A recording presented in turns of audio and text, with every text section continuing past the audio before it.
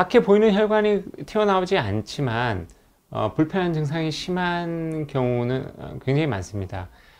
이전 영상들에서도 그런 케이스들을 모아서 이렇게 설명을 드린 적도 몇 번 있었던 것 같은데요. 이번 케이스는 좀 아주 특이한 불편한 증상을 아주 심하게 호소하는 환자인데 그 정맥류를 만드는 그 대복제 정맥의 패턴이 좀 특이해서 불편한 증상이 심하게 나타나는 케이스를 한번 소개해 드릴까 합니다. 이 환자는 약 한 60세 된 남자 환자분이시고요.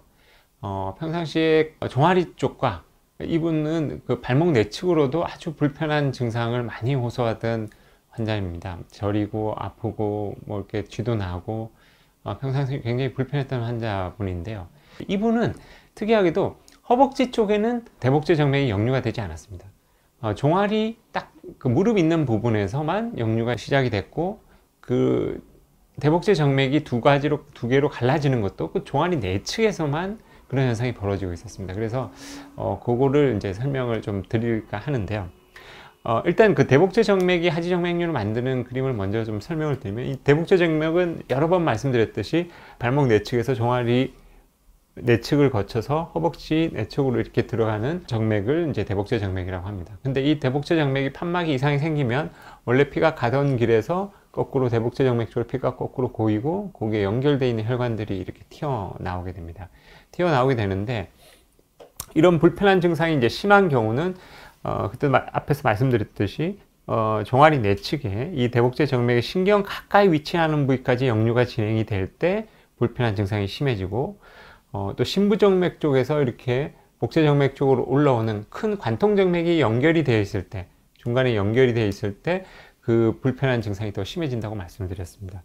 근데 그거 플러스 또 하나 이 대복제정맥에서 불편한 증상이 심해지는 경우는 이렇게 이제 대부분은 복제정맥이 이렇게 한 줄이 쭉 있어서 그쪽으로 쭉 피가 거꾸로 역류가 되는 케이스가 가장 많은데요. 내려오다가 두 개로 갈라지거나 하나가 이제 피부 쪽으로 올라오는 이런 케이스도 종종 있습니다. 그런데 불편한 증상을 아주 많이 심하게 만드는 것은 이 복제정맥이 이렇게 피가 역류를 하다가 두 개로 갈라졌다가, 하나는 피부 가까이 쪽으로 올라오고 하나는 근막 바로 위에서 이렇게 주행을 같이 하다가 다시 그게 만나는 경우에, 이런 하나가 두 개로 갈라졌다가 다시 만나는 이런 패턴의 하지정맥류가 있을 때 불편한 증상이 아주 심해진다고 말씀을 드린 적이 있습니다. 그래서 그렇게 말씀을 드린 적이 있는데, 지금 소개해드릴 환자분은 그 증상이 모두 다 있으면서 이 허벅지 쪽에는 역류가 없는 케이스였습니다. 그걸 한번 보여드리도록 하겠습니다. 자, 이 환자분은 실제 역류가 처음 시작된 것은 대복제 정맥이 아니었습니다. 복제 정맥이 아니고 무릎 앞쪽에 있는 큰 관통정맥이 두 군데가 열려서 원래 피가 가던 심부정맥 쪽에서 관통정맥 쪽으로 피가 역류하고 처음에는 시작이 됐습니다. 피가 역류되는 것이 관통정맥 쪽으로 역류가 시작이 됐는데, 시작된 것이 점점 가지를 치다가 그 가지가 이 대복제 정맥 쪽으로 연결이 된 케이스입니다. 그런데 이 대복제 정맥이 위에는 한 줄이었는데, 이분은 여기서부터 여기 T자로 표시되어 있는 여기부터 여기까지가 두 줄로 이렇게 만들어지고 있었습니다. 그 만들어지고 있었고, 그것이 이렇게 이 무릎 앞쪽에 있는 관통정맥에 의해서 만들어졌던 하지정맥류가 그 대복제 정맥 쪽으로 연결이 돼서 역류가 거기서부터 역류가 이제 진행이 된 거죠. 대복제 정맥이.